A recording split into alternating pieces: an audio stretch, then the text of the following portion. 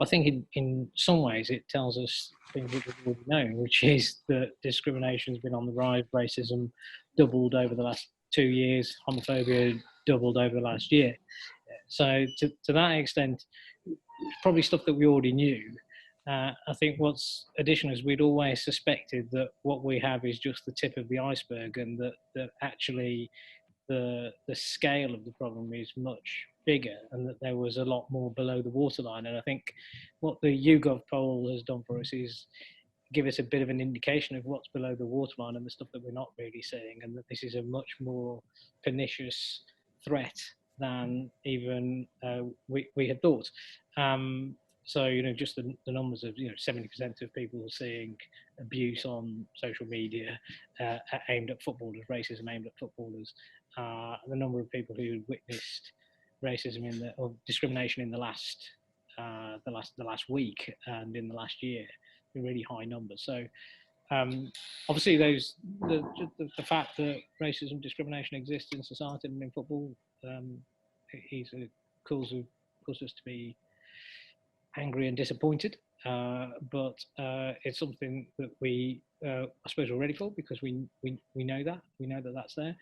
Really, what we need to do is to use that anger as an energy and use data and analytics as our strategy for helping to solve the problem. And where we need to focus our attention is on solutions rather than just articulating the problem. So I think this is a massive problem for society as a whole. Part of the problem is that the rest of society has actually become more like football, in that football has always been tribal, and now the rest of society is tribal. We've seen that in Brexit, and we've seen that in other countries around the world as well, where we're becoming a much more divided society.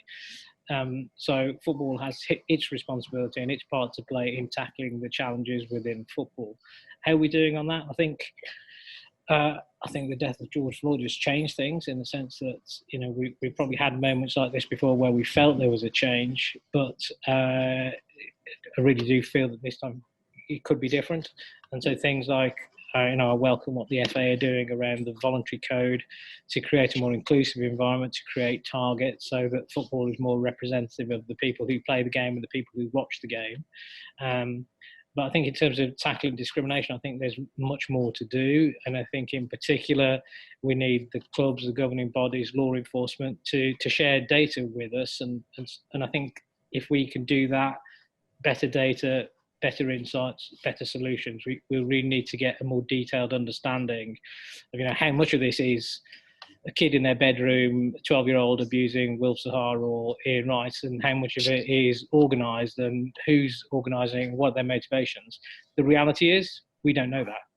We don't know how much falls into what bucket.